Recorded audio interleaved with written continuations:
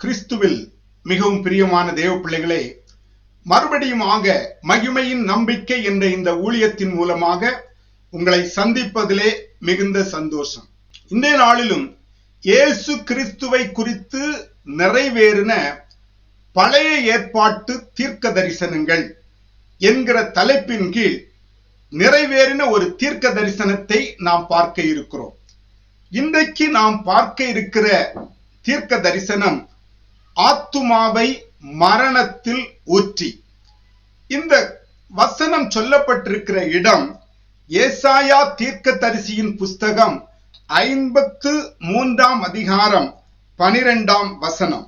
அவர் தம்முடைய ஆத்துமாவை மரணத்தில் ஊற்றி அக்கிரமக்காரரில் ஒருவராக எண்ணப்பட்டு அநேகருடைய பாவத்தை தாமே சுமந்து அக்கிரமக்காரருக்காக வேண்டிக் கொண்டது நிமித்தம் அநேகரை அவருக்கு பங்காக கொடுப்பேன். பலவான்களை அவர் தமக்கு கொள்ளையாக பங்கிட்டுக் கொள்வார். அவர் தம்முடைய ஆத்துமாவை மரணத்தில் ஊற்றி என்று எழுதப்பட்டிருக்கிறது. ஆத்துமாவை எப்படி மரணத்தில் ஊற்ற முடியும்? இந்த தீர்க்க தரிசனம் எப்படி நிறைவேறினது என்கிற காரியங்களை நாம் பார்க்க வேண்டும். இந்த ஆத்துமா என்பது என்ன என்பதை நாம் பார்க்கும்போது ஆதியாகம புஸ்தகம் 2 அதிகாரம் 6-7 வசனங்களிலே இவ்விதமாக எழுதப்பட்டிருக்கிறது. 6 வசனத்திலே, அப்பொழுது மூடுபனி பூமியிலிருந்து எழும்பி பூமியை எல்லாம் நனைத்தது. 7 வசனத்திலே, தேவனாகிய கர்த்தர் மனுஷனை பூமியின் மண்ணினாலே உருவாக்கி ஜீவ சுவாசத்தை அவன் நாசியிலே ஊதினார், மனுஷன் ஜீவாத்துமாவானான் என்று எழுதப்பட்டிருக்கிறது. இங்கு தேவனாகிய கர்த்தர் மனுஷனை பூமியின் மண்ணினாலே உருவாக்கி ஜீவ சுவாசத்தை அவன் நாசியிலே ஊதினார். நாம் அறிந்திருக்கிறோம், மனுஷன் ஆத்துமா, ஆவி, சரீரம் என்ற 3 காரியங்களினாலே சிருஷ்டிக்கப்பட்டிருக்கிறான். இந்த 3 காரியங்களாலே சிருஷ்டிக்கப்பட்ட மனுஷன், முதலில் நாம் பார்த்தோம், கர்த்தர் மனுஷனை பூமியின் மண்ணினாலே உருவாக்கினார் என்று எழுதப்பட்டிருக்கிறது. மண்ணினாலே எப்படி உருவாக்க முடியும்? தேவனால் எல்லாம் கூடும் தான். ஆனாலும் தேவன் அப்படி உலக பிரகாரமான காரியங்களோடு சம்பந்தப்படாமல் எதையும் செய்வதில்லை. அதை நாம் புரிந்து கொள்ள வேண்டும். ஆகவே அவர் பூமியின் மண்ணினாலே மனுஷனுடைய சரீரத்தை உருவாக்குவதற்கு முன்பாக 6 வசனத்திலே நாம் பார்க்கிறோம், அப்பொழுது மூடுபனி பூமியிலிருந்து எழும்பி பூமியை எல்லாம் நனைத்தது. அந்த பூமியிலிருந்து எழும்பி பூமியை எல்லாம் மூடுபனி நனைத்ததுனாலே அந்த நனைக்கப்பட்ட மண்ணை எடுத்து தேவன் மனுஷனுடைய சரீரத்தை சிருஷ்டிக்கிறார். இதை நாம் புரிந்து கொள்ள வேண்டும். ஆக அந்த மண்ணிலே தண்ணீரும் கலந்திருக்கிறது, ஈரமும் கலந்திருக்கிறது என்பதை நாம் புரிந்து கொள்ள வேண்டும். அப்படிப்பட்ட ஈரம் கலந்த மண்ணினாலே உருவாக்கப்பட்ட மனுஷனுக்குள்ளாக தேவன் ஜீவ சுவாசத்தை ஊதுகிறார். அவன் ஜீவாத்துமாவாகிறான். ஆகவே ஜீவ சுவாசம் இருக்கிறது, ஜீவ ஆத்துமா இருக்கிறது, அவனுடைய சரீரமும் இருக்கிறது. இவ்விதமாக ஆவி, ஆத்துமா, சரீரம் என்ற 3ஐயும் உள்ளடக்கி தேவன் மனுஷனை சிருஷ்டிக்கிறார். இங்கு அந்த ஆவி என்பதை நாம் அறிந்திருக்கிறோம், சரீரம் என்பதையும் அறிந்திருக்கிறோம். ஆவி தன்னை தந்த தேவனிடத்திற்கு செல்வதாகவும், சரீரம் பூமியிலிருந்து எடுக்கப்பட்டதினாலே அது மண்ணுக்கு திரும்புவதாகவும் பார்க்கிறோம். ஆனால் ஆத்துமா எதனாலே உருவாக்கப்பட்டது என்பதை நாம் பார்க்கும்போது அந்த ஆதியாகமம் 2:6 நாம் பார்த்த அந்த நீரோடு, அந்த ஈரத்தோடு, அந்த தண்ணீரோடு கலந்திருக்கிறது. ஆகவேதான் நாம் யாரிடமாவது பேசும்போது உனக்கு நெஞ்சில ஈரம் இருக்கா என்று நாம் சொல்வதை பார்த்திருக்கிறோம். ஸ்தோத்திரம். அது சம்பந்தப்பட்ட 1-2 வசனங்களை நாம் பார்க்கலாம். தெய்வன் மனுஷனை சிருஷ்டித்த காரியங்கள் இயேசு இந்த பூமியிலே வெளிப்பட்ட காரியங்களோடு சம்பந்தப்பட்டிருக்கிறதை நாம் பார்க்கலாம். 1 யோவான் 5ஆம் அதிகாரம் 6ஆம் வசனம், இயேசு கிறிஸ்துவாகிய இவரே ஜலத்தினாலும் இரத்தத்தினாலும் வந்தவர், ஜலத்தினாலே மாத்திரமல்ல ஜலத்தினாலும் இரத்தத்தினாலும் வந்தவர், ஆவியானவர் சத்தியமாகையால் அவரே சாட்சி கொடுக்கிறவர். இயேசு கிறிஸ்துவானவர், இயேசு கிறிஸ்துவாகிய வார்த்தையாக இருந்தவர் ஜலத்தினாலும் இரத்தத்தினாலும் வந்தவர். இங்கு ஜலமும் இருக்கிறது, இரத்தமும் இருக்கிறது. ஜலத்தினாலே மாத்திரமல்ல ஜலத்தினாலும் இரத்தத்தினாலும் வந்தவர் என்று எழுதப்பட்டிருக்கிறது. இங்கு ஜலமும் இருக்கிறது, இரத்தமும் இருக்கிறது. இந்த இரத்தம் மாமிசமாக மாறுகிறது. இந்த ஜலம் நாம் ஏற்கனவே பார்த்தது போல ஆத்துமாவாக மாறுகிறது. வார்த்தையாய் இருந்தவர் ஜலமாக, இரத்தமாக, ஆவியாக மாறுகிறார். அந்த ஜலம் ஆத்துமாவாகவும் இரத்தம் சரீரமாகவும் ஆவி அவருடைய ஆவியாகவும் மாறுகிறது. இந்த ஆவி மத்தேயு எழுதின சுவிசேஷ புஸ்தகம் 1ஆம் அதிகாரம் 20ஆம் வசனத்திலே இவ்விதமாய் எழுதப்பட்டிருக்கிறது. அவன் இப்படி சிந்தித்துக் கொண்டிருக்கையில் கர்த்தருடைய தூதன் சொப்பனத்தில் அவனுக்கு காணப்பட்டு, தாவீதின் குமாரனாகிய யோசேப்பே, உன் மனைவியாகிய மரியாளை சேர்த்துக் கொள்ள ஐயப்படாதே, அவளிடத்தில் உற்பத்தியாய் இருக்கிறது பரிசுத்த ஆவியினால் உண்டானது.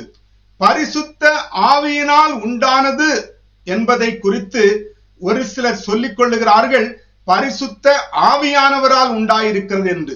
பரிசுத்த ஆவியானவர் என்பது ஆள் தத்துவத்திலே உள்ள தெய்வீகத்தின் ஒரு சாட்சி. இங்கு பரிசுத்த ஆவி என்பது இயேசுவினுடைய ஆவி, பரிசுத்த ஆவி அல்லது பரிசுத்தமுள்ள ஆவி, ஸ்பிரிட் ஆஃப் ஹோலினஸ் என்று ஆங்கிலத்திலே நாம் சொல்லலாம். இது சம்பந்தப்பட்ட ஒரு வசனத்தை நாம் பார்க்கும் போது ரோமருக்கு எழுதின நிருபம் 1ஆம் அதிகாரம் 5ஆம் வசனத்திலே இவ்விதமாக எழுதப்பட்டிருக்கிறது. மாம்சத்தின்படி தாவீதின் சந்ததியில் பிறந்தவரும் பரிசுத்தமுள்ள ஆவியின்படி தேவனுடைய சுதனென்று மரித்தோரிலிருந்து உயிர்த்தெழுந்ததினாலே பலமாய் ரூபிக்கப்பட்ட தேவகுமாரனுமாய் இருக்கிறார். பரிசுத்தமுள்ள ஆவியின்படி, பரிசுத்த ஆவியின்படி அல்ல, பரிசுத்தமுள்ள ஆவியின்படி. இந்த இயேசு பரிசுத்தமுள்ள ஆவியின்படி, அவருடைய ஆவி பரிசுத்தமுள்ள ஆவி.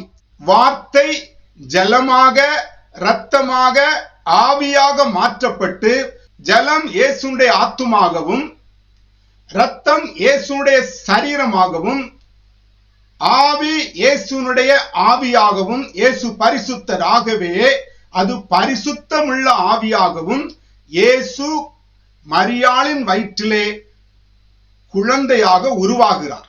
இதை நாம் புரிந்து கொள்ள வேண்டும். 1 சாமுவேலின் புஸ்தகம் 1ஆம் அதிகாரம் 15ஆம் வசனம், அதற்கு அன்னாள் பிரதியுத்தரமாக, அப்படி அல்ல என் ஆண்டவனே, நான் மனக்லேசமுள்ள ஸ்திரீ, நான் திராட்சரசமாகிலும் மதுவாகிலும் குடிக்கவில்லை, நான் கர்த்தருடைய சந்நிதியில் என் இருதயத்தை ஊற்றிவிட்டேன். இருதயத்தை ஊற்றுதல், இருதயம் என்கிறது ஆத்துமாவோடு சம்பந்தப்பட்டது. எண்ணங்கள், நினைவுகள், சிந்தனைகள், யோசனைகள், சித்தம், தீர்மானம், இவையெல்லாம் ஆத்துமாவினுடைய பிரிவுகள். அந்த ஆத்துமாவில தான் இவையெல்லாம் உருவாகிறது. ஆத்துமாவுக்கும் இருதயத்திற்கும் நிறைய சம்பந்தம் உண்டு. இயேசு இருதயத்தின் சிந்தனைகளை அறிந்தார். இருதயத்தின் நினைவுகளையும் இருதயத்தின் யோசனைகளையும் வகையறுக்கிறதாக கர்த்தருடைய வசனம், தேவ வார்த்தை இருக்கிறது. இப்படியெல்லாம் கர்த்தருடைய வசனத்திலே அநேக இடங்களிலே உண்டு.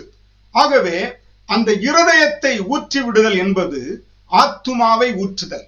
இங்கே இந்த அன்னாள் தேவ சமூகத்திலே தன்னுடைய இருதயத்தை ஊற்றிவிட்டதாக எழுதப்பட்டிருக்கிறது. அடுத்தபடியாக யோசுவாவின் புஸ்தகம் 2ஆம் அதிகாரம் 11வது வசனம், கேள்விப்பட்ட போது எங்கள் இருதயம் கரைந்து போயிற்று. உங்களாலே எல்லாருடைய தைரியமும் அற்று போயிற்று. உங்கள் தேவனாகிய கர்த்தரே உயரே வானத்திலும் கீழே பூமியிலும் தேவனானவர். இங்கு எழுதப்பட்டிருக்கிறது, எங்கள் இருதயம் கரைந்து போயிற்று. ஆத்துமா கரைந்து போகிறது. கரைந்து போகிற ஒரு காரியம் ஆத்துமாவிலே இருக்கிறது. ஆத்துமாவை ஊற்ற முடிகிறது. அதே யோசுவாவின் புஸ்தகம் 7ஆம் அதிகாரம் 5வது வசனம், ஆயின் மனுஷர் அவர்களில் ஏறக்குறைய 36 பேரை வெட்டி போட்டார்கள். பட்டண வாசலின் வெளி துவக்கி செபாரி மட்டும் அவர்களை துரத்தி மலை இறக்கத்திலே அவர்களை வெட்டினார்கள். ஜனங்களின் இருதயம் கரைந்து தண்ணீராய் போயிற்று. அந்த இருதயத்துக்கும் தண்ணீருக்கும் உள்ள சம்பந்தத்தை நாம் பார்க்க முடிகிறது. இருதயத்திற்கும் ஆத்துமாவுக்கும் உள்ள சம்பந்தத்தை நாம் பார்த்தோம். ஆத்துமாவை எப்படி ஊற்ற முடியும்? இயேசு எப்படி தன்னுடைய ஆத்துமாவை மரணத்தில் ஊற்றினார் என்பதை நாம பார்க்கிறோம். யோவான் எழுதின சுவிசேஷ புஸ்தகம் 19ஆம் அதிகாரம் 34வது வசனம், ஆகிலும் போர்ச்சேவகரில் ஒருவன் ஈட்டியினாலே அவருடைய விலாவில் குத்தினான், உடனே இரத்தமும் தண்ணீரும் வந்தது. இங்கு இயேசுவினுடைய விலாவிலே ஒரு போர்ச்சேவகன் ஈட்டியினாலே குத்துகிறான். உடனே இரத்தமும் வருகிறது, தண்ணீரும் வருகிறது. இயேசு கிறிஸ்துவாகிய இவரே ஜலத்தினாலும் இரத்தத்தினாலும் வந்தவர். எப்படி இயேசு ஜலத்தினாலும் இரத்தத்தினாலும் வந்தாரோ அதே போல ஈட்டியினாலே குத்தின உடனே அவருடைய விலாவிலிருந்து அந்த இரத்தமும் அந்த தண்ணீரும் வெளிப்படுகிறது. அது மாத்திரமல்ல, அதே 19ஆம் அதிகாரம் 30ஆம் வசனத்திலே நாம் பார்க்கும்போது, இயேசு காடியை வாங்கின பின்பு முடிந்தது என்று சொல்லி தலையை சாய்த்து ஆவியை ஒப்பு கொடுத்தார். இயேசுவாகிய வார்த்தையானவர் ஜலத்தினாலும் இரத்தத்தினாலும் ஆவியினாலும் வந்தவர். ஆகவேதான் அவர் மரித்த போது ஆவியை ஒப்பு கொடுக்கிறார். ஜலம் ஆத்துமாவிற்கு தண்ணீரை, ஜலத்தை கொடுக்கிறார். மாம்சத்திற்காக அவர் தன்னுடைய இரத்தத்தையும் கொடுக்கிறார். எப்படி அவர் வந்தாரோ அதே போல திரும்பவும் அவர் வார்த்தையாக மாறுகிறார். ஆகவே அவர் ஆவியை ஒப்பு கொடுக்கிறார், ஜலத்தை தண்ணீரை ஒப்பு கொடுக்கிறார், இரத்தத்தை மாம்சத்தை ஒப்பு கொடுக்கிறார். அங்கேதான் அவர் ஜலத்தை ஒப்பு கொடுக்கும் போதுதான் அவர் தம்முடைய ஆத்துமாவை மரணத்தில் ஊற்றினார்.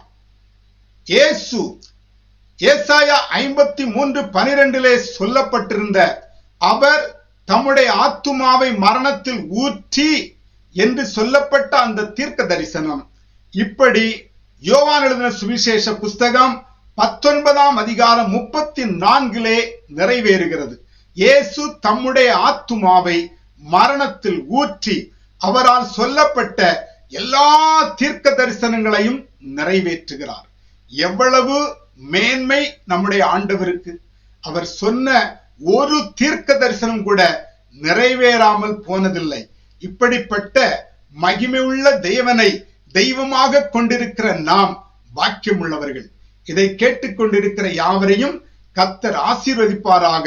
தேவனுக்கு மகிமை உண்டாவதாக.